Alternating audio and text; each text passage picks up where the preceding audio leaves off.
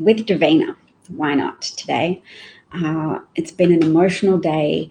Not only did everybody, all decent people, breathe out a sigh of relief that Derek Chauvin was convicted on all 3 counts, but also a 15-year-old girl was murdered in Ohio, Makiah Bryant.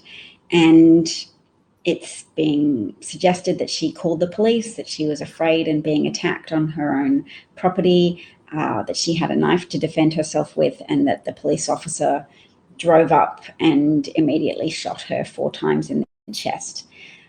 So there's a lot of grief around that, and I just want to take a moment to acknowledge the grief and pain and distress being experienced by people who have the strongest motivations to feel empathy with that harm being inflicted, that emotional terrorism against Black people that occurs when there's just these repeated data points fitting into a true story of the purposeful as well as unconscious persecution of Black people in America today.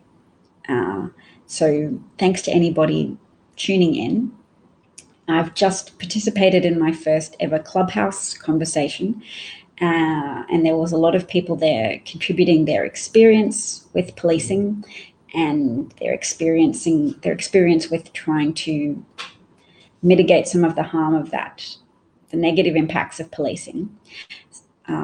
So yes, indoor smokers notes, great verdict today. Yes, I'm going to take a moment and just be glad about that, because do you know what? Even if it doesn't restore George Floyd's life, it does pick a path for America with a lot of promise to it. That there's a lot more community awareness now. There's a lot more public goodwill around the idea of preventing those types of murders going forward, preventing the type of callousness towards Black people that leads in a police officer believing that he could keep his job, that he could stay out of jail, even after raising his feet off the ground as he knelt on someone's neck for 5 minutes. That degree of internalized impunity to consequence. So there's 2 types of training that police officers have. There's explicit training, and then there's the implicit training, what they learn from existing in the world and seeing what happens, and seeing whether or not police are prosecuted, whether police are convicted of extrajudicial murder of citizens that they are sworn to protect, and whether a critical mass of the public will assume that there are extenuating circumstances, will make assumptions in favor of police officers who have killed inadvertently or killed, acted out on their prejudices. Any cop being filmed killing someone is going to think twice now. True, which may also increase the danger to bystanders who film. So you almost need multiple bystanders, someone who will film the police and someone who will film the bystander in case the police lash out and try and arrest a bystander, which is going to happen because there's various levels of protectiveness. Some police are operating to protect the community, and for other police officers, they're acting to protect themselves and their modus operandi. And we have to be clear in admitting that sometimes the motivations of certain police officers are hostile, not just hostile to criminals, but hostile to human life, and specifically hostile to Black human life. Knowledge ElShabazz is here. Thank you. And Indoor Smokers gave me a Super Heart Award. Grazie. So some of the new things I learned from this Clubhouse conversation that featured Tom Arnold, featured David Weissman, who is a high-profile former Trump supporter who was introduced by Sarah Silverman, the comedian, on Twitter to considering ideas that he might be wrong and that perhaps his preconceptions could do with some questioning. And he eventually moved over to entirely rejecting and repudiating Trumpism and apologizing to Hillary Clinton and writing some well-received articles about his transformation from a Trump supporter to someone who is a fervent activist on the left.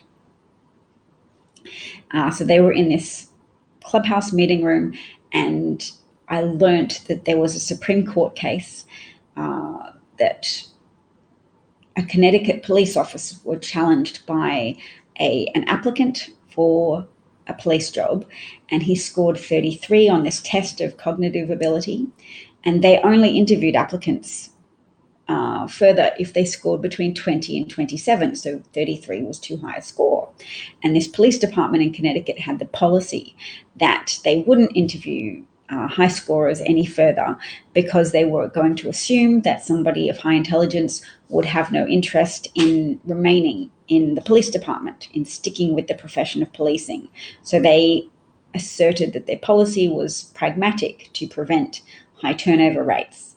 Now, that man wanted to be a police officer. He took them to court and he lost. The Supreme Court found that it was reasonable to have a policy of excluding high intelligence applicants. The applicant had asserted that it was discrimination, that he couldn't help being intelligent. Yes. I think my Clubhouse username is Davcat, DAV space KAT. So yes. And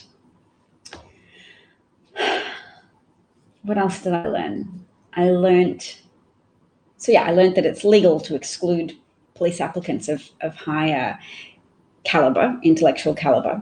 I've learned that there's empirical data suggesting that college graduates are less likely to have complaints made against them for violence, that the training undergone by people who apply to the police force who have a relevant college education, they've had more training in ethics, they've had more training in de-escalation techniques before they even hit the police academy or join the police academy. I've learned that there are such things as accredited curriculum for police academies, but that it's not mandatory to have an accredited curriculum.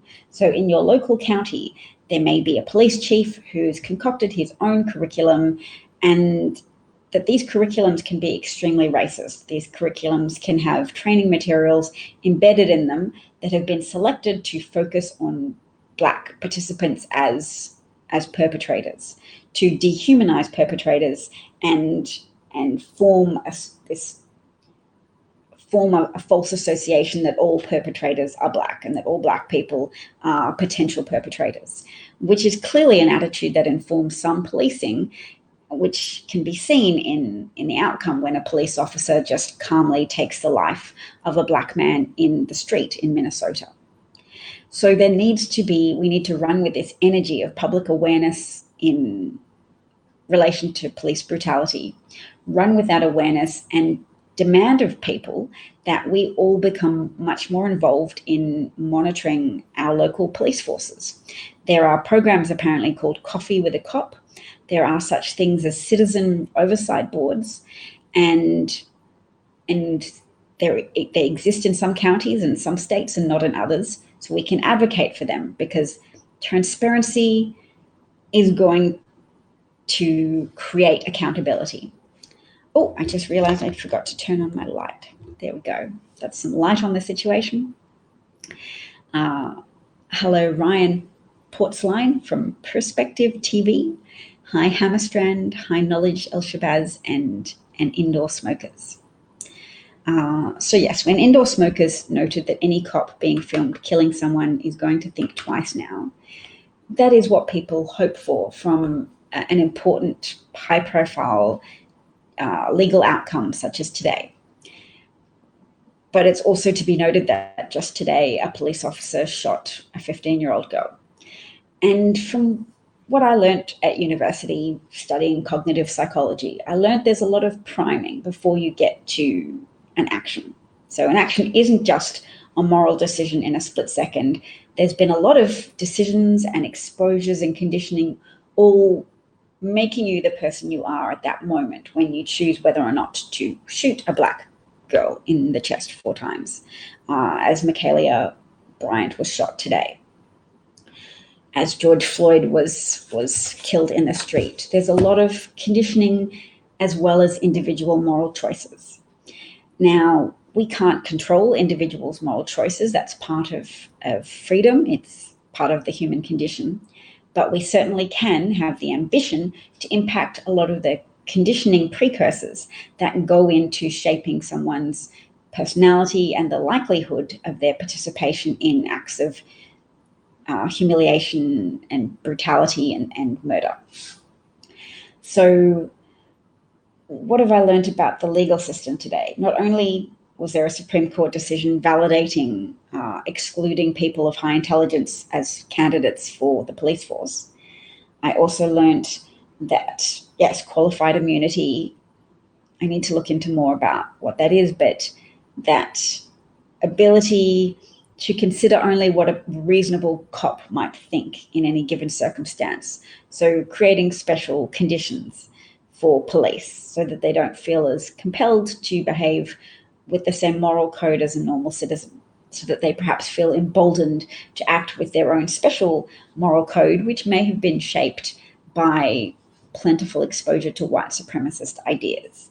And these, I'm going to say pale supremacist ideas, because look, not all white people are pale supremacists, but I want to kind of deride people who are. So the use of pale is a more pejorative term than white, which is more neutral. White doesn't have to be a bad word, although white supremacists and pale supremacists do kind of make it a bad word. But a big important part of freedom and being civilized is not collectively punishing people for things they were born with that aren't a moral choice. That's how we highlight moral choices and praise people who make the right moral choices and seek to deter people from making poor quality moral choices, is we say things that aren't a choice shouldn't attract punishment.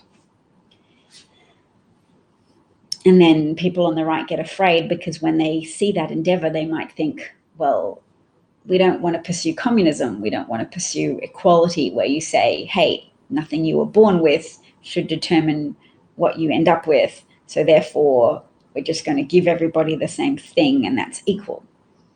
No, people on the right, don't stress about that. We're not going to force communism. Nobody's going to force everything to be divvied out equally. We're going to aim for a measure of justice to acknowledge the ongoing obstacles that cause people to lose out merely because of being just actively discriminated against in recent history as well as past history. So active discrimination against Black applicants for jobs, Black applicants for mortgages, all of these things contribute to denial of opportunity and to a punishment that's associated with an innate characteristic, something that's not a moral choice. Ryan Portstein notes that my city's police department and our local university police are trained at your church. Okay, so your church hosts a police academy. Now, the next step, something for you to find out, is whether or not your police academy operating in your local church has an accredited curriculum. And that's important, and I'm going to look into it more, but it sounds like accredited curriculums have to contain components on ethics, on de-escalation, on appropriate distribution of resources to fit a community's needs, etc. So yes, now I'm going to turn to talking about Makiah Bryant a little bit. So I've got some things I should be able to share.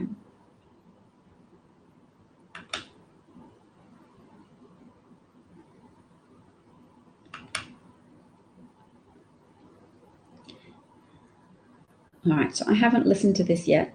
We'll be listening to it live together, but Makiah's aunt spoke to journalists.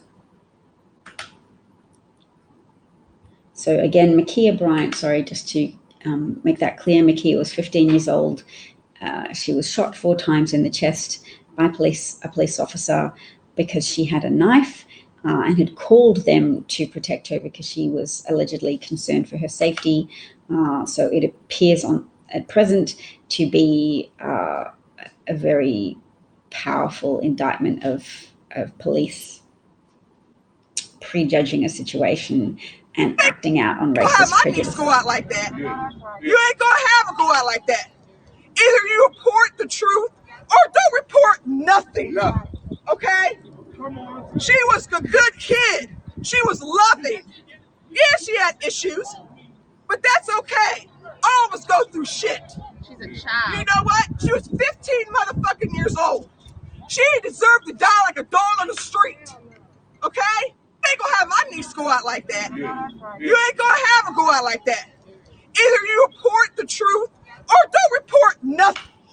Yeah, so she's saying that her niece didn't deserve to die in the street. And that's something that is going to be felt so viscerally by people who know that their tribe, that people who share their skin color are being targeted, that police are less prepared to de-escalate, that police are less prepared to wait and ask somebody to even drop a weapon or put their hands up, that they might just shoot first, as they did in the case of Tamir Rice holding a toy weapon, that there is this haste to kill.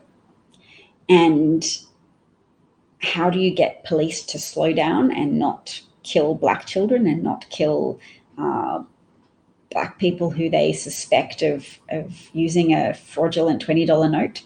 How do you get police officers to cherish the lives of Black people as much as they cherish and respect the lives and the constitutional rights of white people?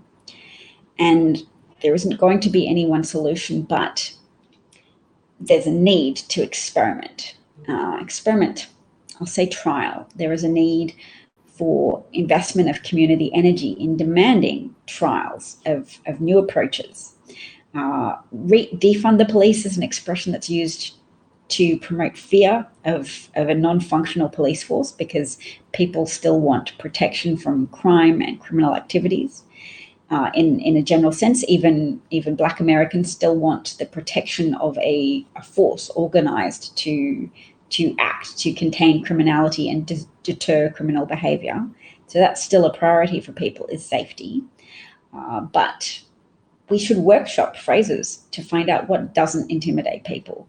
And perhaps the phrase reimagining or reinvesting in police officers, just to indicate that there's room to divert funds towards mental health programs so that police can take on board potentially social workers, but also, very importantly, oversight, so that we can advocate for citizen oversight boards to ensure that there are things like de-escalation techniques taught, that there are appropriate bans on chokeholds, and that there's data taken to find out what works and what works in different communities.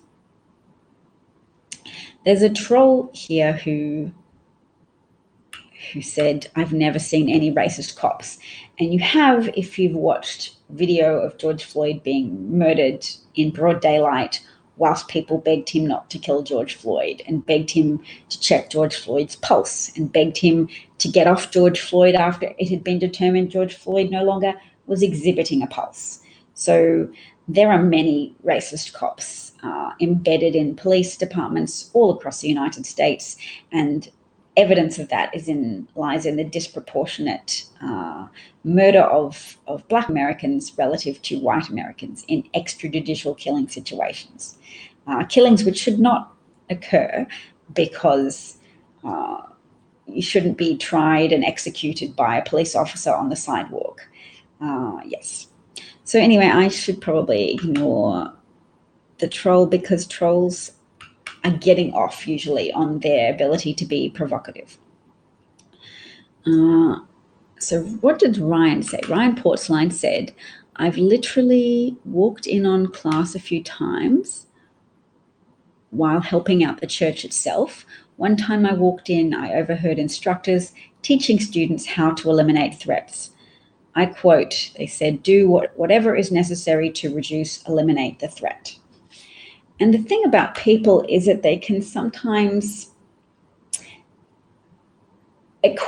falsely conflate a threat to the ego with a threat to the physical self, because humans are often very stuck in our brains and we're often very egocentric. So for a racist police officer, it's a threat to the ego to be disobeyed by a person of color, and disobeyed generally speaking. You will have seen probably footage of cops who have over-responded or overreacted to any small delay in obeying them. The army officer who was maced at a traffic stop because he was simultaneously and contradictorily being asked to put his hands out the window and to get out of the car, which he would have had to unbuckle his seatbelt to do. So he was being told that he could potentially be shot if he didn't obey.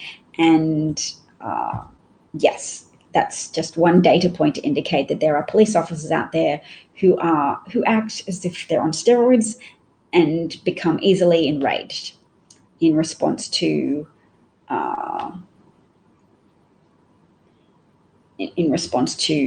any millisecond delay in compliance with orders that are potentially contradictory. Yes, that particular troll person said that there were no racist cops, which is obviously ludicrous. Why is my friend Christopher getting muted for saying hi? I don't know why that's happening, Christopher, but I have to keep unhiding your comments. So either there's a moderator out there who's purposefully muting you for no reason, because obviously it's not bad to say hi. Maybe I have to try and find some way to access my list of moderators who I've appointed and then find out who's doing that. DJ Willie Show says hi. Hello, DJ. So yes, if they're interested in, if they're being instructed to do whatever is necessary to reduce or eliminate the threat, and they're not being taught de-escalation strategies, then you can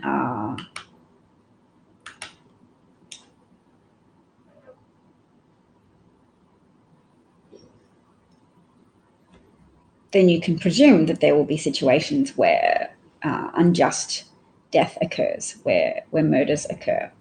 And that's not good for Black people, and it's not good for the cohesion of American society, both Black and white. It's hard to feel as if life is fair when you pay taxes that contribute to police officer salaries, and yet you know that your membership of a group of people with Black skin is making you a target for over hasty police responses that will likely unnecessarily escalate into violence. I also learnt about pretextual stops, which the Supreme Court has said are not illegal, in which police can stop you ostensibly for having an air freshener obscure a mirror or being incorrectly placed, but what they're really doing is profiling Black drivers in order to hopefully arrest them. It's a form of racial prejudice and discrimination that's also affiliated with anti-poverty, a discrimination that's assuming that a person who is Black will be poor, and assuming that they're not entitled to own the car that they're driving. Yes. So it's a discrimination against poor people that is compounded by a bigger, broader, and more persistent pattern of discrimination in the United States of anti-Black discrimination. Yes. My little troll person says YouTube channel Police Activity has all body cam shooting videos.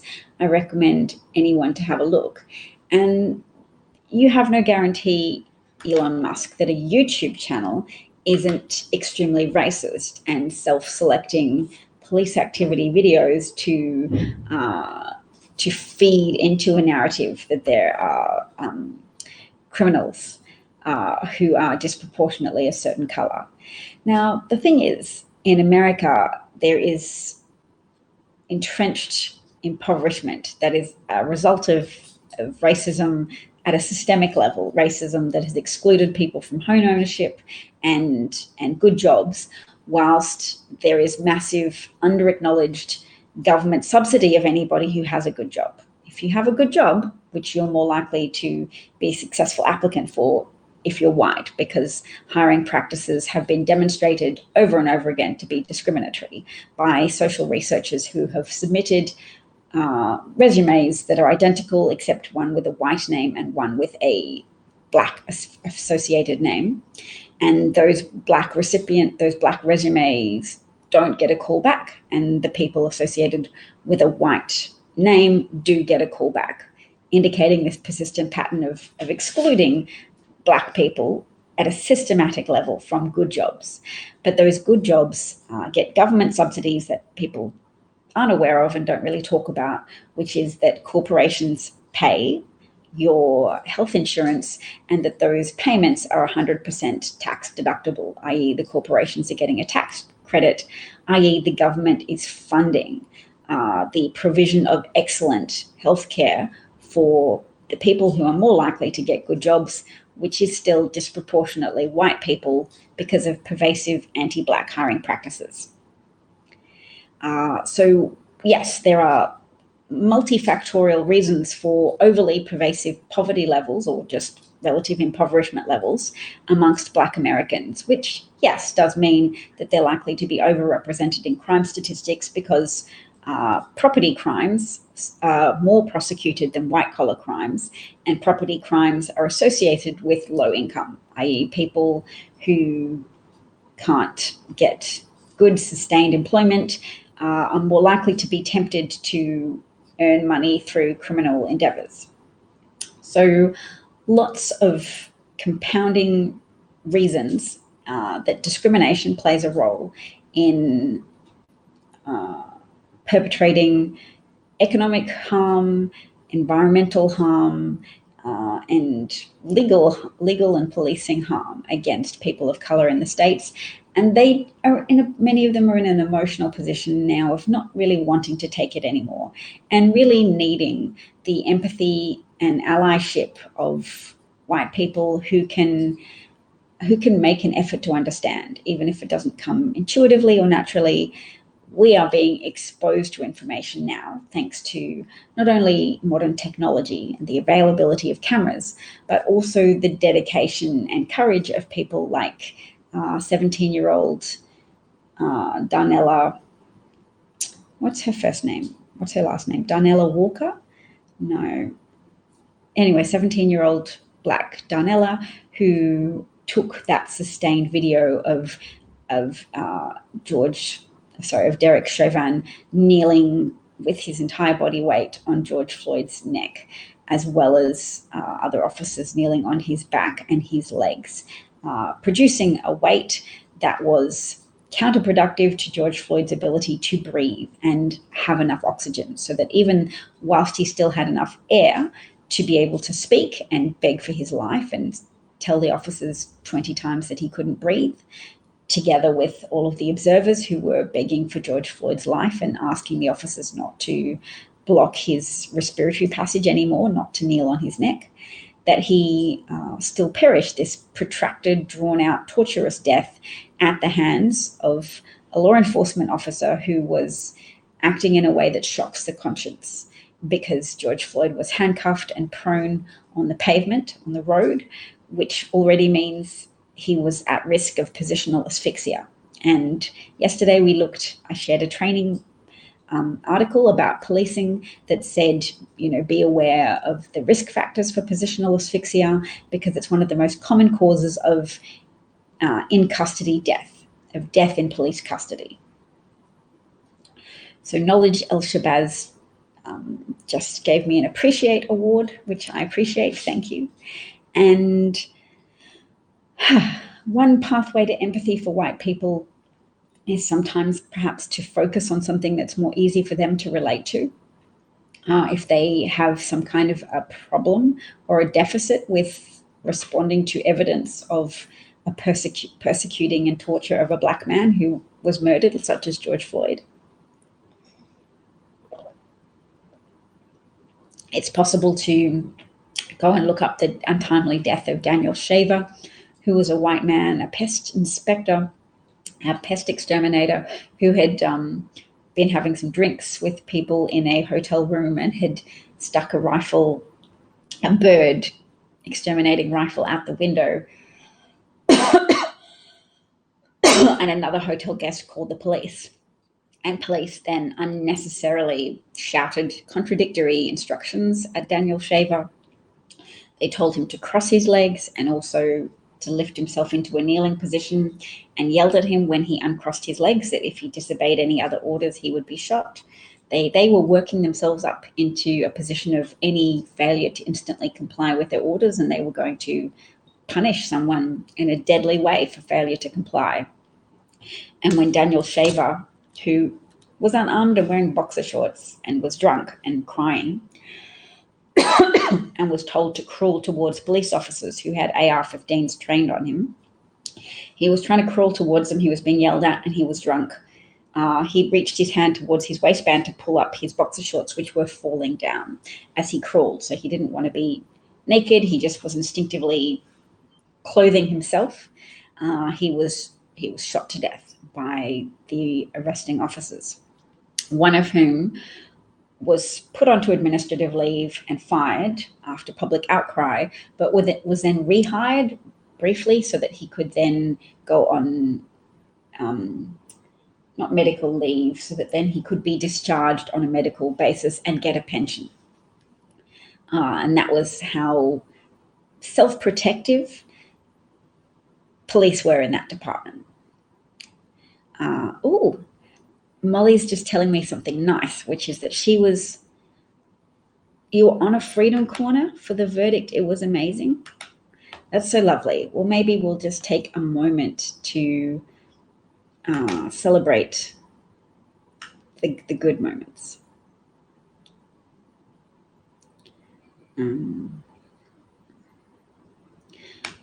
But also we're going to look at what the Minnesota police force initially put out as a statement.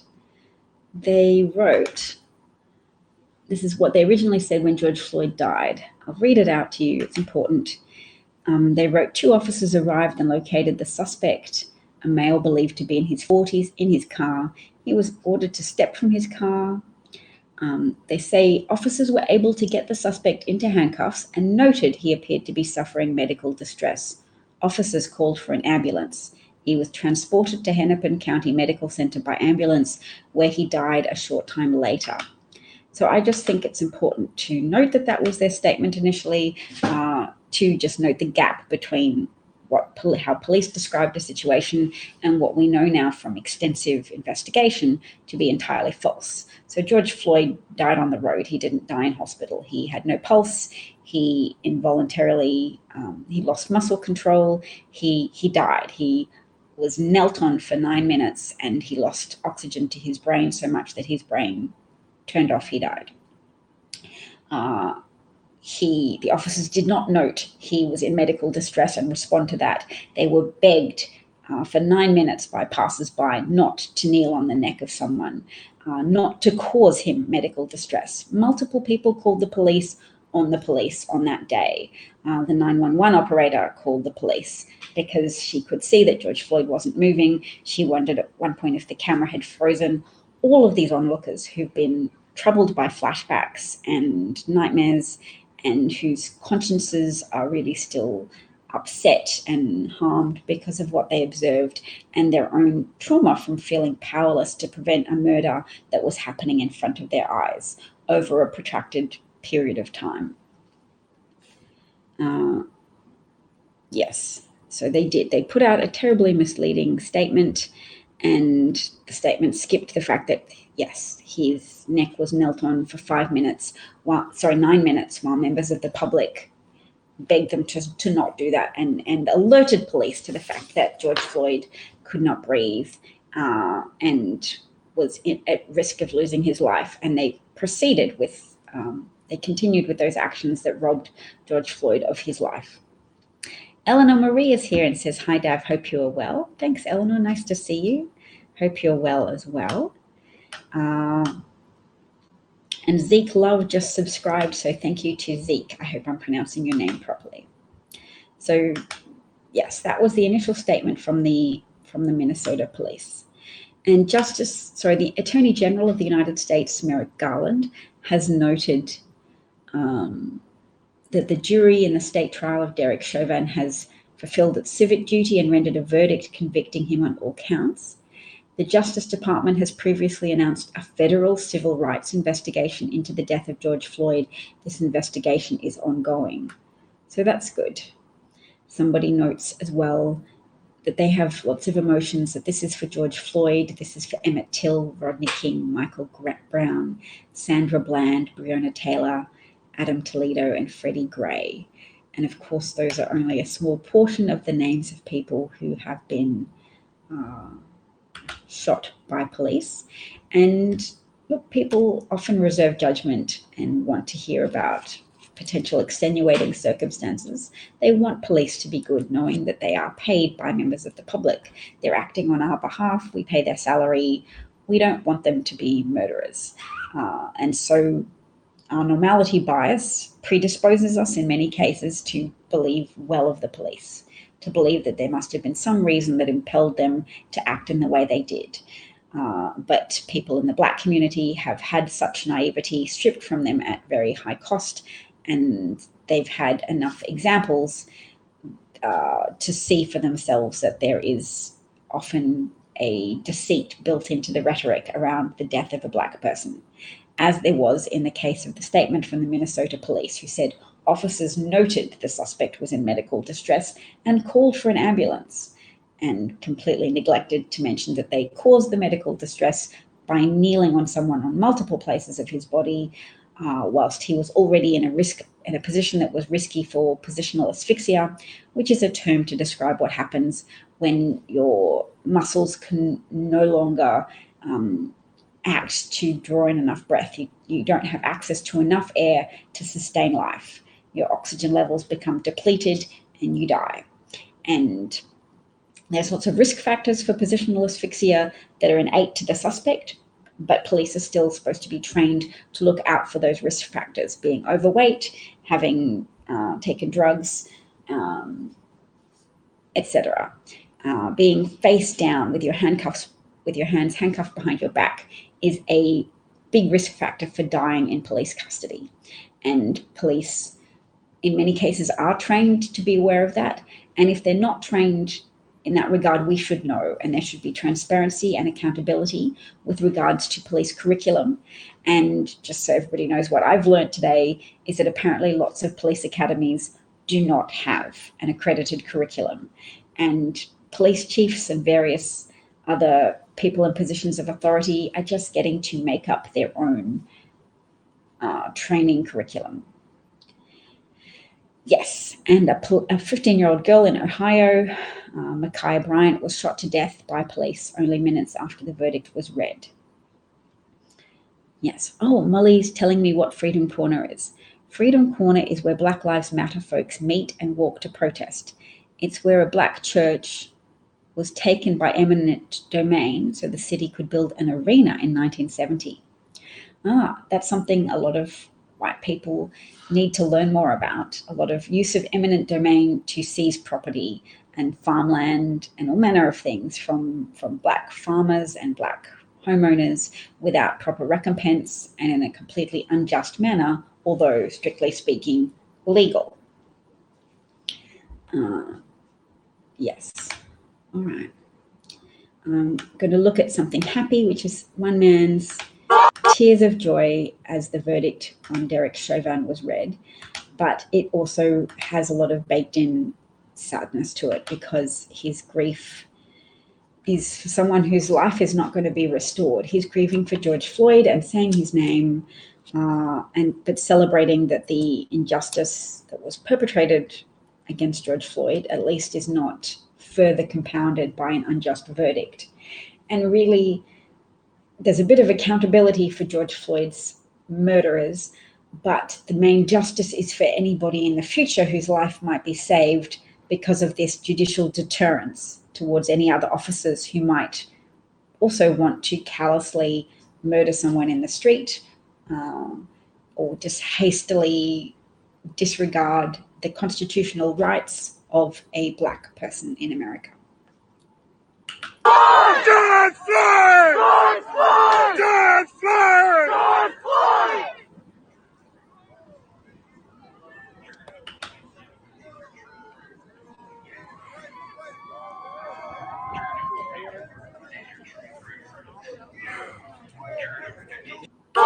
George Floyd! George Floyd! George Floyd! George Floyd!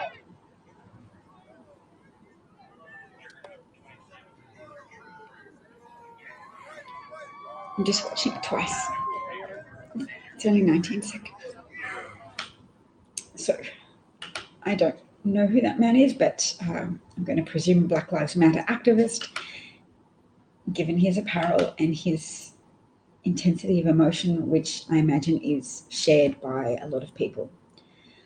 I'm looking now at the trending topics on Twitter, and I can see that people are commenting on what Tucker Carlson's saying, and I'm a little bit scared to have a look at what Tucker Carlson might have said, because it's going to be white supremacist, and I'm worried about what to do about the burgeoning of naked neo-Nazi white supremacist rhetoric on the most popular evening show, that is to say Tucker Carlson's program. I think it's supposed to be the most popular news show, or news commentary show, because yes, they're desperate. They don't have their ringmaster Trump in power anymore, but they're still trying to conscript as many people as possible to their ultra racist, nasty, anti-migrant, zero-sum game type of thinking, whereby they say America belongs to us, we are entitled to it, and our rights are being trampled on by the exercise of equality for other people, i.e. trans people. Well, that's just too flexible for us. That's going to erode the quality of our marriages. It's going to erode the quality of our society if people are allowed to be flexible with their gender expression. There's a lot of hatred being run away with by that conservative microcosm that is symbiotically fueled by both Tucker Carlson and then Republicans who put forward bills to have genital inspections for girls at school, so that, you know, they get to be vigilant against potentially trans girls competing in women's sports. I mean, what girl is going to think it's a good move for a school to hire a genital inspector in order to make sure that nobody dare compete who's ever had masculine levels of testosterone circulating in their body? Tucker thinks the guilty verdict happened because the jurors were afraid of violence. Well, Tucker claims to think that. Yes. Any excuse to lie about the persuasive nature of the evidence that was presented to the jury and to the public over the course of the televised trial, with police officers testifying against Derek Chauvin that how he acted was unconscionable and unnecessary and deadly. And yes, so Tucker Carlson is trying to get us talking about that narrative to give it credibility. So I just want to be clear when I refute it, so that I don't just repeat his narrative with a tone of outrage, like, oh, can you believe he said that? Because then I'm not advancing the goal of defeating Tucker Carlson and his deadly pale supremacist rhetoric. So I will note that Tucker is wrong because, not just because of adjectives that I attach to it, not just because Tucker Carlson is a racist white nationalist sellout who earns a living from repressing his own capacity to have human empathy or to judge evidence fairly, and instead to keep trumpeting very lucrative pale supremacist rhetoric. Tucker Carlson is wrong because of all of the available evidence that people saw for themselves with regards to a 10-minute video of 9 minutes of George Floyd's neck being knelt on. All of the onlookers who begged him not to kill George Floyd, the doctors, the specialists, the pulmonary specialists who testified that you can't breathe if your neck is being knelt on for that long, and it restricts your trachea, and also your diaphragm, a muscle operating in your abdomen, is worn out with the task of trying to work against circumstances to try and create a vacuum that will draw in adequate air supply for you to be able to obtain enough oxygen to sustain life. Because once George Floyd's brain wasn't getting adequate supplies of oxygen, it could no longer operate his muscles. It could no longer operate his diaphragm. It could no longer send out neural signals to say contract, expand to his lungs and to the diaphragm muscle that helps contract and expand lungs. So George Floyd didn't have any chance of surviving 9 minutes of being knelt on his back, as well as having his neck knelt on. And Derek Chauvin's feet are off the ground for some of that time, showing he was putting his full body weight on George Floyd's neck. And George Floyd anticipated his own death. He called out for his mother, who was dead, and all of the medical evidence just underscored that George Floyd was dead whilst Derek Chauvin still had his knee on his neck. Keith notes that members of the KKK have been infiltrating police departments for hundreds of years. Yes, and that the policing in America has evolved out of a slave patrol system whereby policing was essentially just making sure that people's human property didn't escape, that slaves didn't learn to read or leave their master's property, that they didn't act on their human desire to obtain freedom. So, yes, and some police officers are presumably both racist and abuse steroids, which further compromises their ability to take just action. And furthermore, it's perfectly legal for police officers to hold multiple jobs in pursuit of higher incomes, and to then have so little sleep that their judgment is further compromised. And that was likely the case in another police officer who received a 12.5-year jail sentence, I think, for the murder of Justine Diamond, who, an Australian woman, engaged, planning her wedding, reported potential rape to police officers and came down to speak to the police officers, and an officer who I think was a Somali migrant shot her. And because he was a black police officer, there was less effort by right-wing organizations like Tucker Carlson and Fox News to pretend that that officer was justified in his actions. George Floyd cried for his mama. How could anyone not see he was dying? Yes, every decent person saw that he was dying in that situation. Derek Chauvin knew that he was dying, and he presumed that his whiteness and his status as a police officer would allow him to get away with a public murder. And that confidence has been shaken now by the outcome of the justice system in America. Hooray, the adequate, appropriate functioning of the justice system, that there weren't even any white jurors who wanted to make it a hung trial or sabotage a guilty verdict in some way. I was really scared that might happen. All of us were scared that might happen, that baked in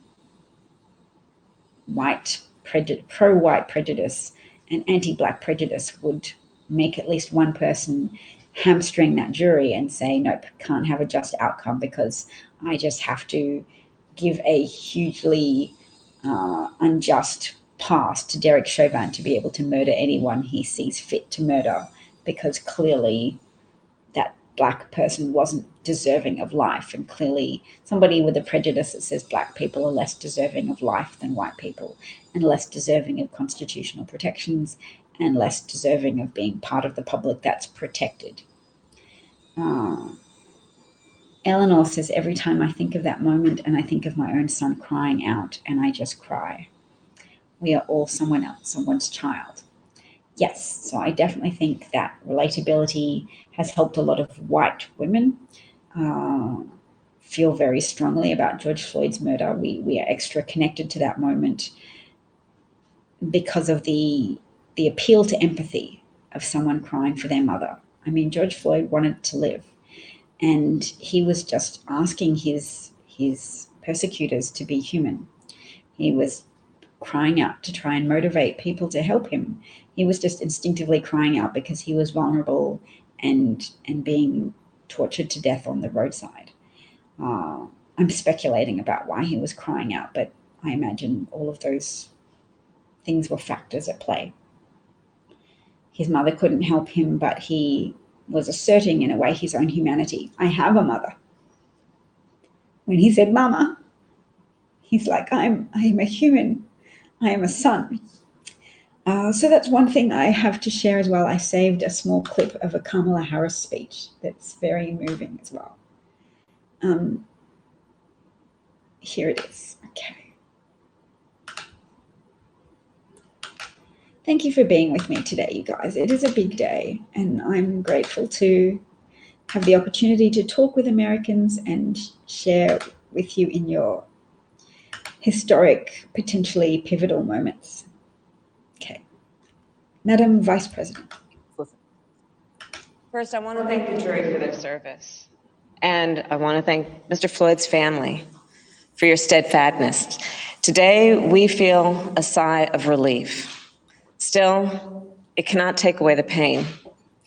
A measure of justice isn't the same as equal justice. This verdict brings us a step closer, and the fact is, we still have work to do. We still must reform the system. Last summer, together with Senator Cory Booker and Representative Karen Bass, I introduced the George Floyd Justice and Policing Act. This bill would hold law enforcement accountable and help build trust between law enforcement and our communities. This bill is part of George Floyd's legacy. The President and I will continue to urge the Senate to pass this legislation, not as a panacea for every problem, but as a start. This work is long overdue. America has a long history of systemic racism. Black Americans, and Black men in particular, have been treated throughout the course of our history as less than human. Black men are fathers and brothers and sons and uncles and grandfathers and friends and neighbors. Their lives must be valued in our education system, in our healthcare system, in our housing system, in our economic system, in our criminal justice system, in our nation. So wasn't that amazing?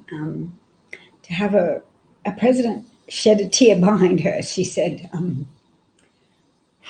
that Black men in particular are often treated in a way as if they are less than human, and that they must be considered and progress must be made to include them fairly and equally in our education system, in our housing system, in our employment system, and in our justice system. So I'm grateful that President Joe Biden let Vice President Kamala Harris speak first. And I'm grateful that he visibly needed to pat at his eyes with a handkerchief when she spoke on how, on the dehumanizing treatment that is often meted out to Black men in America. Molly notes that, yes, even without having children, you can just think of young Black boys that you've taught. You can think of anybody that you are able to relate to as a human. So sometimes we are good at relating to each other as humans, and sometimes there are obstacles in our way. And sometimes that's a history of being marinated in false narratives. White people who are brought up with an exposure to textbooks that don't tell the whole picture about what happened, not just with slavery, but with Reconstruction, and then how Reconstruction was ended. These are stories that Black children will be told, and that Black people will grow up knowing about various massacres that white people have perpetrated against Black people when they appeared to feel threatened by Black success, and by the success of Black communities collectively and Black individuals being successful, such as Barack Obama. That there's been various militias that have formed in response to Black success. Molly says, I've taught children who have family members who died from gun violence. I helped them make dinner plates and bowls to honor them at a dinner we later make, and they have a place at the dinner table. So they make pottery dinner plates and put them at the table to honor their dead relatives. There you go. That's a lovely idea, Molly.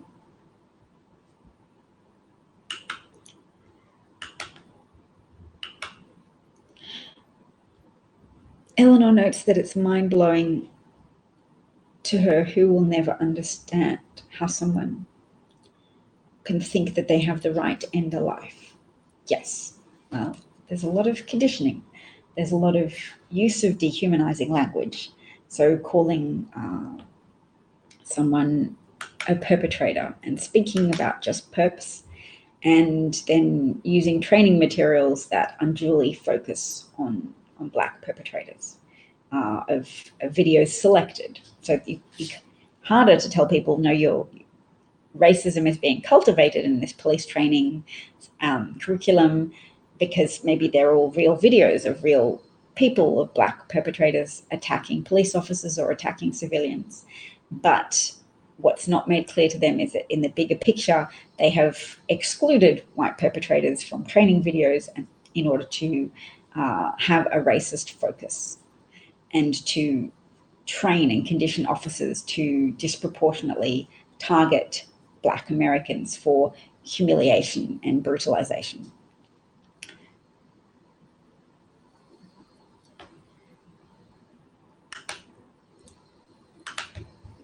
So I wanted to share something else with you now.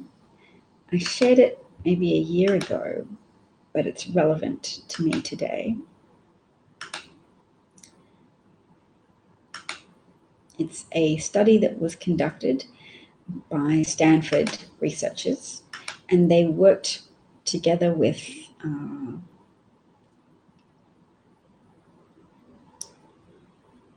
computer scientists and linguists. Okay. Now, to my mind, this is evidence of police violence. So it says, officers speak less respectfully to Black residents than to white residents, Stanford researchers find. So they detected racial disparities in police officers' speech after analyzing more than 100 hours of body camera footage from Oakland police.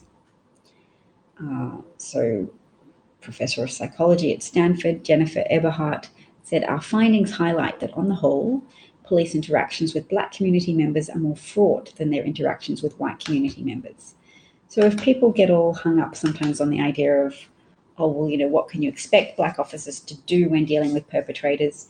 These were just 100 hours of just interactions with people. So traffic stops, but more honorifics were used and more apologies were used when police were addressing white people. Oh, I'm sorry, I just have to stop you. I have to bring this to your attention, or I have to breath test you.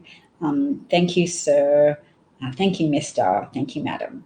And that is verbal inclusions likely to occur during a traffic stop of a white person, and less likely to be used when speaking to a Black person stopped by police. And that lack of respect is evidence of police not cherishing white lives in an equal fashion to the way in which they cherish the lives of white citizens whom they are paid to protect. I'm going to use the word cherish today. I heard it, It might seem overly emotional, but it speaks to a truth that even before anybody commits a crime and you start to get Tucker Carlson arguing that somebody committed fraud or tried to use a counterfeit $20 note, or somebody shouldn't have been doing something, that there is a precursor high level of disrespect towards people if they are Black, and that this study was evidence of that. 100 hours of camera footage of police interactions with both white and Black citizens. Molly is continuing to tell us some details about children who she helps make dinner plates for family members who have been killed by people wielding guns. She says, I cry every time we take the pottery out of the kiln and claim their pottery. They also make a bowl and a plate for themselves and a family member they invited to the dinner. To say I hug a lot of crying children is an understatement. Oh, I'd love to come and visit you where you work, Molly, and give you a hug. That'll be a nice part of moving to the US. And Craig says hi. Hello, Craig. Ooh, and Eleanor, yes, indeed. It is beautiful, heartbreaking, but beautiful. So I really want to be an advocate today for people to demand to vote in their local elections and demand a civilian oversight board so there's more transparency and community input into what happens with their local police force. To know that sometimes there's an unhealthy relationship, that sometimes police unions can encourage a police force to go on strike if they are opposed to the politics of elected officials. If they think you're not sufficiently friendly or indulgent of police officers, then we're going to go on strike, and that's going to make you look bad as the mayor, and then you're going to regret having opposed our method of operating. So there's lots of reasons why communities need to have oversight and an emotional investment in their police forces at a local level. We can't just rely on the George Floyd Policing Act to pass, although that is a very important step that we want the Senate to take. And that's what Vice President Kamala Harris and President Joe Biden were asking us to do, to support and to ask our senators to support that passage of that piece of legislation. And that I've learned today that it's possible to have an accredited curriculum for police training, and that many places don't have an accredited training for police, and that college-educated police are less likely to be involved in violent incidents where they're of extrajudicial murders, but that some police forces have as a policy recruiting only between certain results on a cognitive test, and that they will not further interview. They will not accept applicants who score too highly on a test, and that policy should go. Even if they say they have that policy to prevent turnover rates, it's not okay. We need ambitious, reform-minded, highly intelligent people to apply to the police force to help improve the culture within individual police forces, because that police culture determines the curriculum, determines how police officers are trained, and contributes to the development of moral character in each individual police officer. If a police officer has been subjected to training videos that have been selected on a racist basis to overemphasize a potential likelihood of a perpetrator to be Black, then they are conditioning police officers to go out there and be prepared to hastily kill someone without taking any steps to de-escalate a situation. As Makiah Bryant was shot by a police officer because she held a knife, but apparently, as far as we know yet, it's claimed that there were no de-escalating steps taken. So the video footage is being reviewed and should be released to the public at some point so that we can judge ourselves for that. But on the basis of evidence at the moment, many people will be assuming negatively about that police officer, and that's fair, because if you look at the statement put out by Minnesota police after George Floyd's death, they said officers managed to handcuff the suspect and observed him to be in medical distress. Officers then called for an ambulance. Completely deceitful in the omission of what actually happened to George Floyd, that he was handcuffed, prone on the pavement on the sidewalk for 9 minutes and had police officers kneel on his neck, his back, and his legs for that period of time, preventing him from being able to obtain enough oxygen to continue living, so that he was killed. And that verdict has now been pronounced today, guilty on all 3 counts for murder. Molly met a young man today at Freedom Corner who you taught 4 years ago, and he hugged and thanked me for helping him heal. We held hands when the verdict was read. Well, that's just beautiful, Molly, and I'm so glad that you are there for those children and that you are helping them, because I know that there is so much violence in the United States. And I've been thinking that when I move there, I want to run for public office and try and help with this, and that means Gabrielle Gifford was shot in the head by somebody, some antisocial person with a lethal weapon. And if I move with my children to the States, not only am I exposing them to more danger in an American schooling system because of the high prevalence of gun violence and the higher homicide rate in the United States, I'm exposing them to potential grief of loss of a family member if any harm comes to me, if I run for public office and anything happens to me because I speak out against pale supremacism or white supremacism. Thank you, Eleanor. I get her vote. I don't even know what I would run for. Obviously, not being born in the States, I'm not qualified to run for president, which would be a stretch in any case, considering I have no background in politics at this point, although neither did Donald Trump. But anyway, I don't have a lot of criteria to promote me other than I have a very firm commitment to increasing justice. Justice should be on the ballot. Economic justice should be on the ballot. Environmental justice should be on the ballot. These things are very important to me, and there's been a lot of perversions of democratic functioning in the US because of various baked-in gerrymandering circumstances. So I know that there's a lot of frustrated appetite out there in American communities for someone who can appeal to a broad consensus of people, someone who can highlight what we have in common, our shared values, and note that when we don't have shared values, sometimes that is just a function of very prevalent disinformation, very prevalent, very powerful disinformation, and that I always hope to bring clarity to the table. I know emotional clarity, moral clarity is very appealing, and that's why people are often attracted to racism, because it helps them make clean decisions. I'm going to like people of this skin color and dislike and distrust people of that skin color. And that resolves some anxiety about how to understand the world. The world's quite complicated, but the easy, seductive appeal of racism is very destructive to societies. And people who embrace racism can say, oh, but that allows me to see the truth of things that you don't acknowledge because your political correctness causes you to lie to yourself and others and overlook certain patterns. And I will tell them that I am very aware of a pattern of increased statistical prevalence of criminality amongst people who are relatively impoverished.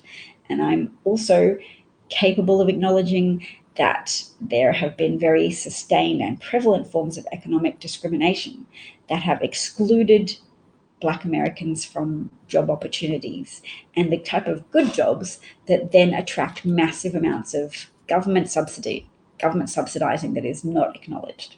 So everybody wants in on that.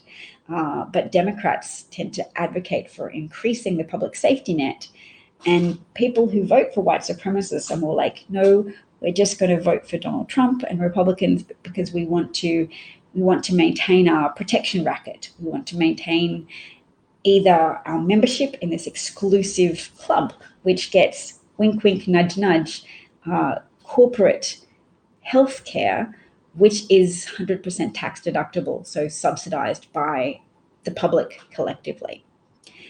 People who belong to the white protection racket of good corporate jobs may or may not be aware of the benefits, the hidden benefits, the under-acknowledged benefits of having a good job.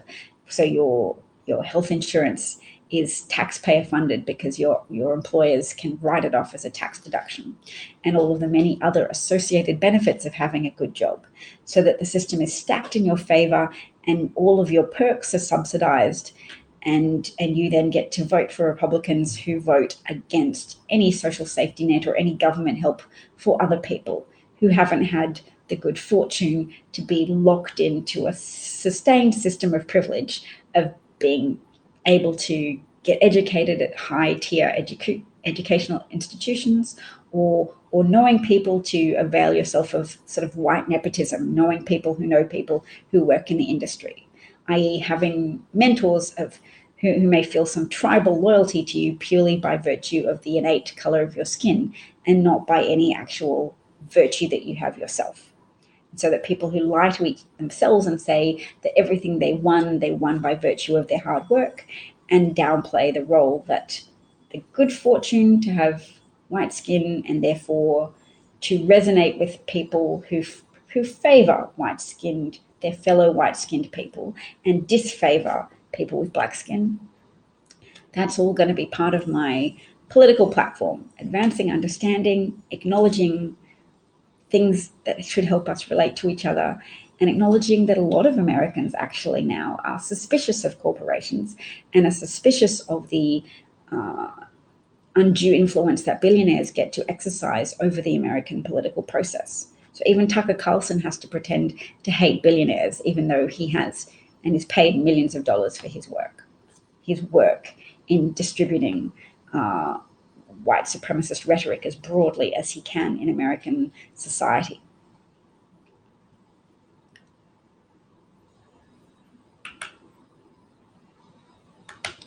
Christopher Lucas says, "Get here, talk, they will hear you and listen. You will lead and we will support you.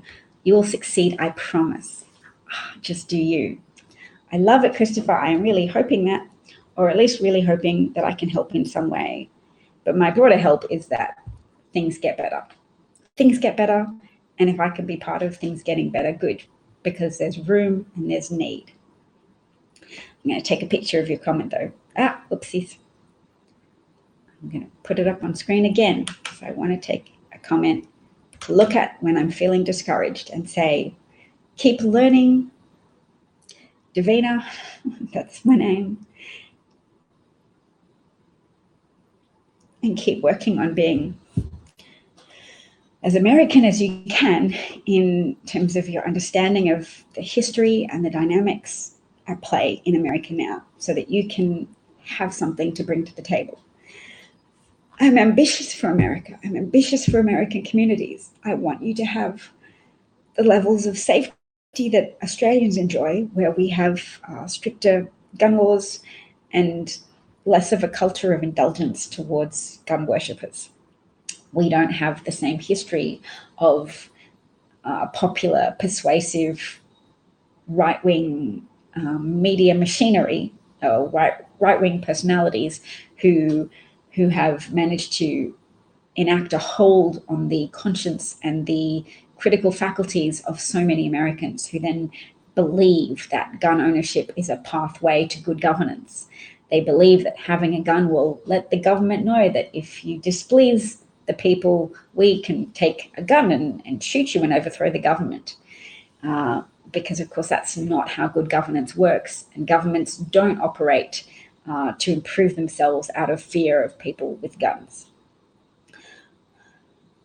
Although having said that, I think some Republican politicians probably do operate a little bit out of fear for MAGA supporters, and the fact that some of them are murderers who aren't afraid to seek to overthrow the Capitol, and who did demonstrate how relatively easy it is, as long as you've got some people on the inside, namely a white supremacist president like Donald Trump and white supremacist pro-Trump infiltrators, Trump appointees in the Pentagon like acting Defense Secretary Christopher Miller, who wrote a letter calling on Capitol Police to effectively stand down and not have protective gear or shields, and to not use force in arresting MAGA people, the pro-Trump protesters who sought to overthrow the Capitol and who did, by their actions, I'll keep saying it, likely contribute to the death of Officer Sicknick, even if he died as a consequence of 2 strokes. I think it's reasonably safe to say that he was unlikely to have, or less likely to have had 2 strokes if he hadn't been maced in the face the day before and been involved with sustained violent interactions with insurrectionists trying to violently overthrow the government.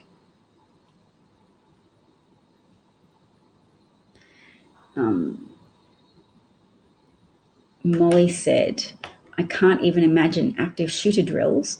A friend has her 7-year-old start them 2 years ago. The school sent a letter home with info to talk to her child. Also, she was informed that a complete change of clothes was suggested because many children wet themselves. Oh. I'm going to take a photo of that and send it to my husband. Oh.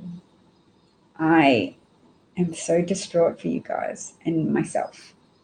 I am distraught that I am voluntarily bringing my children to a country where teachers recommend children have to pack a change of clothes because many children wet themselves when they have to do gun safety drills, active shooter drills. Oh, what am I doing? Oh, America's the bad place. I've been watching The Good Place.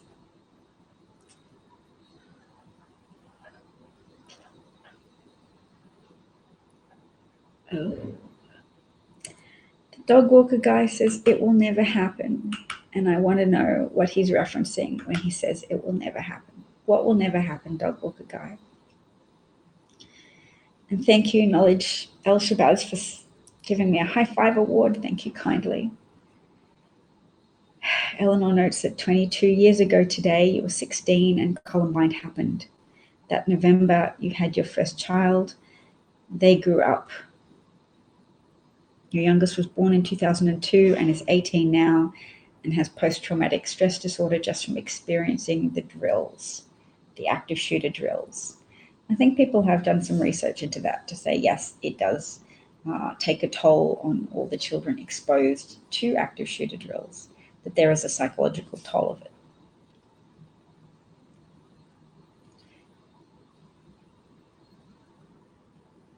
And why do the drills happen? Because people just want to take some action, to not be completely passive in the face of being victimized over and over again by people who own guns, people who are able to obtain a lethal weapon with ease.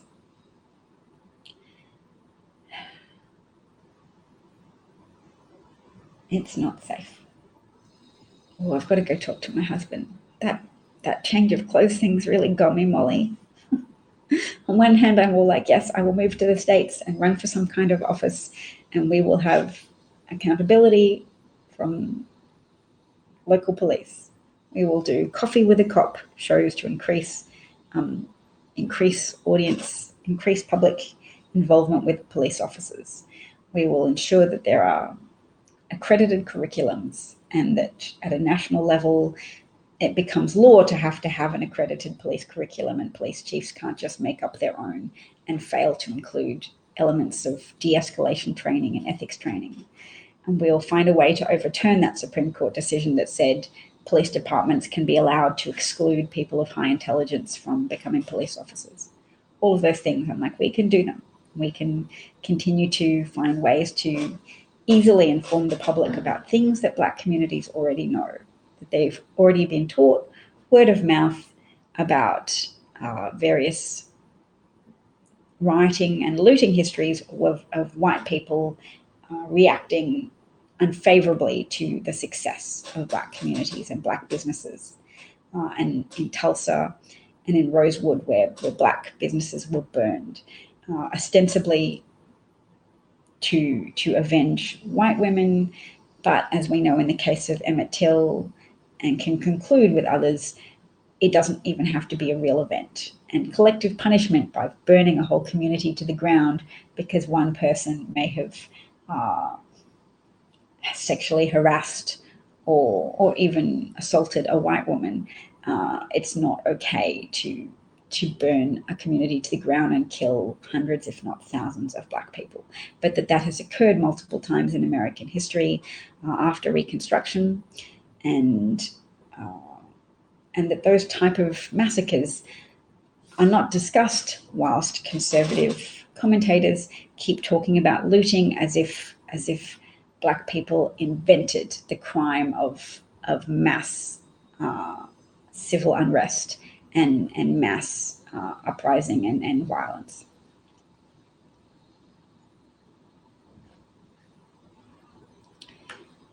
Keith says he may have been referencing the fact that America is so deep in gun culture, it's probably too late to go back from that. But it's popular even with Republicans, the idea of strengthened background checks. So I think it's more a case of America is imprisoned by corrupted Republican politicians who have made themselves a little impregnable political fortress. Like they can't be voted out because they are so cooperative with media organizations that lie to people, that sabotage democracy by literally lying to people about what's happening, whether it be directly lying or just excluding reporting on truthful things. So, the way that a lot of Republicans haven't heard accurate reporting on COVID, they're just barraged with disinformation about COVID so that they don't think they'll get the vaccines because they've heard Tucker Carlson rail against it so much. Massachusetts has stronger gun laws. I don't know if all schools do active shooter drills. Thank you, Molly. This is true. Massachusetts has one of the strongest gun laws. Okay, I'm just moving to Massachusetts. And I'll ask my husband when we're looking at schools to say, I want a school that doesn't have active shooter drills, that just tells children, or at least very low-key, tells children how to barricade a door or something. I don't know. It's hard because not as if anybody can conduct research on what's the most effective strategy for children to respond to an active shooter. Is hiding worthwhile or is throwing sticks worthwhile? I mean, I think there was one school at some point which invested in buckets of rocks so that children would have rocks to throw at an active shooter if an active shooter came to the classroom. And I don't think children throwing rocks would actually be very effective against somebody with an AR-15 shooting bullets that have a velocity and power that just shatters bones and can take out grapefruit-sized lumps of people's body. So yeah, but clearly that was a function of people just wanting to be seen to do something. Anything other than actually call for an increase in gun safety laws, an increase in tightening of overly loose gun laws that allow for a proliferation of guns so broadly that guns invariably get into the hands of people, or invariably are legally purchased and legally obtained, or even illegally obtained by people who are of an antisocial, murderous, aggressive inclination.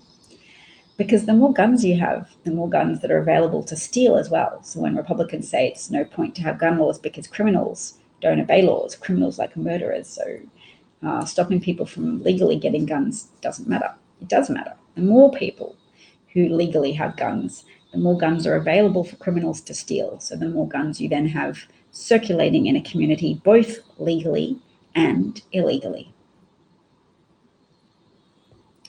Keith says, as long as you stand up for what you believe in, you should be fine regardless of where you land, Davina. And he says, yeah, Massachusetts has pretty strong gun laws. I'm in Massachusetts. It's easier to get a gun in America than it is to vote, literally, for white people. For Black people, it's quite difficult. Oh, yeah, for Black people, it's more difficult to vote than it is to get a gun, because in some cases you have to wait hours upon hours to vote. because Republican officials and politicians so orchestrate polling stations and so orchestrate the practical details of voting that people in Black dominant communities have to pay a poll tax of their time.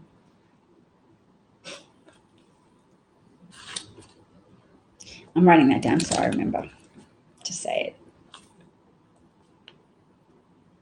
Because paying a poll tax is supposed to be illegal. It's in the Constitution. Probably in one of the amendments. Let's find out. Illegal to pay a poll tax. All we need to do,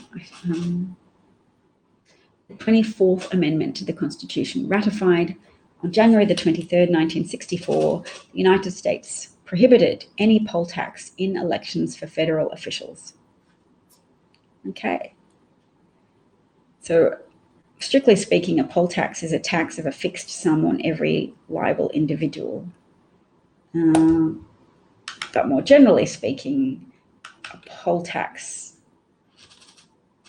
is a metaphor for the significant investment of time that is required by people in areas where officials have so organized polling stations to be undermanned and insufficiently available and insufficiently resourced that people have to stay in line for over an hour and up to even 12 hours. A lot of schools have doors with metal centers metal detectors perhaps to stop bullets, or metal something. Oh no, the doors have metal. Oh, the doors have metal centers in them to stop bullets. Oh, so there's wood. So if you close the door, bullets can't go through. And then maybe if you just lie on the ground, if there's an active shooter outside shooting through the windows. And then, of course, the shooter in the Parkland shooting was just roaming the corridors and shooting people who were trying to escape into a stairwell or into classrooms. So none of those things are truly protective against gun violence. The most efficient protective thing is to have enforced red flag laws and waiting periods for gun purchase, and an end to gun shows where you can purchase guns and evade background checks, and a national background check system that's well maintained. Those are all things to reduce gun violence in the US, and I will advocate for them in whatever capacity I can when we move. All right, folks, thank you so much for being online with me for so long. It's been a big broadcast, an hour and a half. So I will say thank you for your time and involvement, and thank you for your encouragement to people who support me running for office. I only started this idea actually because I've been broadcasting for a few years now, and people used to ask me. And at first I thought it was a fanciful idea, and I have come to the position of no, it's good. Someone who takes an interest in giving voice to the unfairness of billionaire captured politicking, of political action that is counter to the interests of the American people. And because I'm joining you and I'm moving there, I'm very invested in improving America and bringing it up to scratch and shrugging off anybody who says, well, you hate America because you're saying it's capable of improvement, because that is a logical non sequitur. Loving something doesn't mean it's not capable of improvement. It's not the same as offering unconditional love to a child. America is not a child, nor is it a household. And you can have a budget that invests in infrastructure because that pays back $3 at least for every dollar invested. So you don't have to say, oh, it's like a household having a credit card, and that's a bad move. Why am I doing these clicking things? It's probably racist and I should stop it. I'm using a trope of sassy behavior associated with Black women. So I'm sorry. I'll have to stop doing that. I think I do it. I want to be humorous and engaging, but I don't want to do that. Molly says, thanks, Dav. Molly also says, I think there needs to be a national gun registry where states add the people with violent criminal records. Yes, and people who commit crimes of domestic violence are disproportionately more likely to go out into the world and commit crimes of mass violence and mass murder. Mass murderers are often people who have first attacked their family members. So you can save a lot of lives if you enact mechanisms for enforcing red flag laws to remove guns from domestic abusers and prevent them from obtaining more guns. So then you have to get rid of gun show loopholes, and you have to police very vigilantly those red flag laws. There's a case in Australia where we did have some gun violence. There was a father who had AVO's, apprehended violence orders, out against him. His wife had visited the police and said, he's threatened. He's very threatening, he's very aggressive, and my children are afraid of him. And the police officers didn't take it seriously enough. They made a note that perhaps she was just trying to get an edge in a custody dispute. So there was a failure and a breakdown of police procedure. And then one gun club, because you can go and have access to a weapon if you apply for membership of a gun club. And he did, and was rejected by one club because they could see that he had a police record and that he was acting very agitated. But another gun club didn't look at that, and in the investigation they noted that the person whose job it was to check had just scrolled past the entries in the police database. So she didn't look at them. She didn't read the entries of domestic violence recorded against him. And he took a gun and he was able to go and shoot his two teenagers at their mother's home. They were found cowering under a desk, and they had been shot multiple times by their father, obviously had hidden from him, and he'd shot them. And their mother was not there at the home. He took his own life within a few hours, and their mother took her own life 6 months later, I guess because of the unbearable misery of not having been able to act to save her children, a boy and a girl. So that was just one story. I mean, maybe Americans are desensitized to those kind of stories. I don't know. But I don't think so. I think there's still elements to people that are still shocked by violence that is facilitated by access to guns, unnecessary access to guns, and inappropriate access to guns. So there were background checking procedures in place in Australia, but they weren't adequately enacted. So there has to be baked in consequences for that too. And obviously no system is going to be foolproof, but you have to try and reduce the number of times that happens, to try and save as many people as you can, to be pragmatic and caring, and to cherish the lives of innocent people who will lose their life if and when action is not taken. People who lose their lives every day. The number of children who die from gun-related accidents whereby guns are left unsecured in the home and they shoot their family members or friends or themselves with guns that they shouldn't have had access to. So what's the phrase I'm going to use there? Inappropriate access to guns. Sounds a bit weak, so maybe I'll find a stronger word. But in America, there is too much inappropriate access to guns.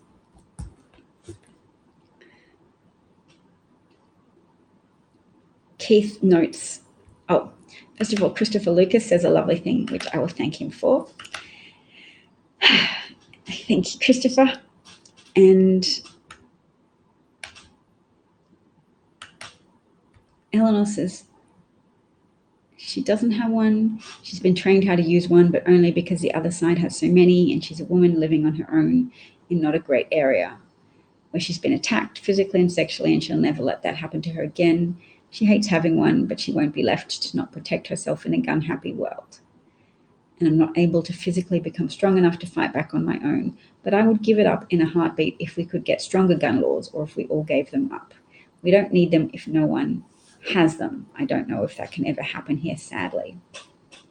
Well, it's true that people owning guns is an escalating factor in more people owning guns, I guess. Although at least prior to Trump's term in office, the number of people who owned guns in America was falling, whilst the number of actual guns owned was rising, because a shrinking pool of people were owning more and more guns individually.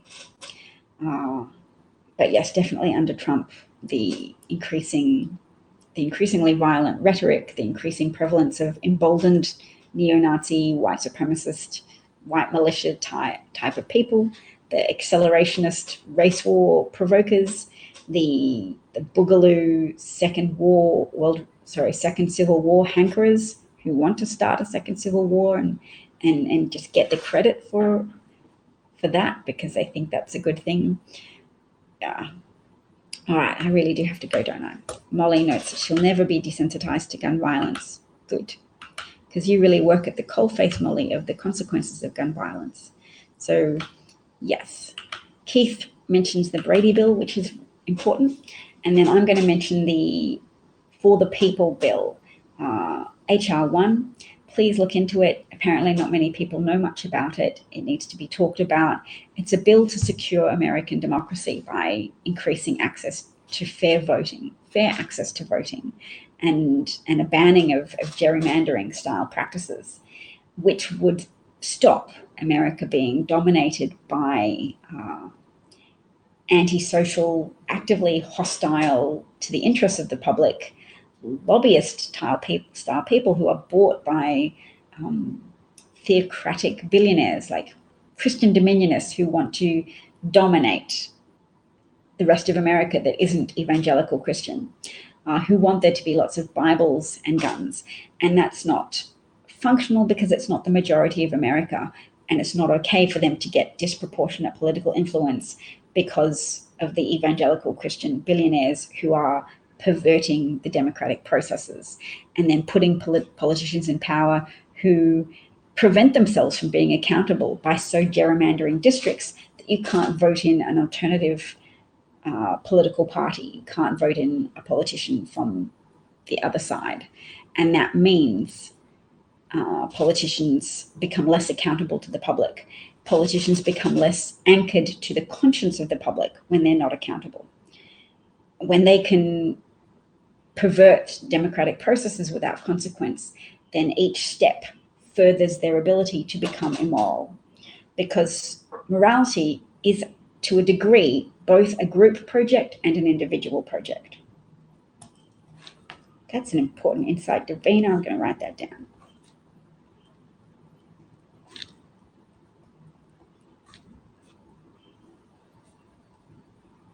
Some people hand in their individual projects. They take their gun to the mall and they shoot people. That is their individual decision. But a collective element is the absence of strong gun laws to prevent easy purchase of guns.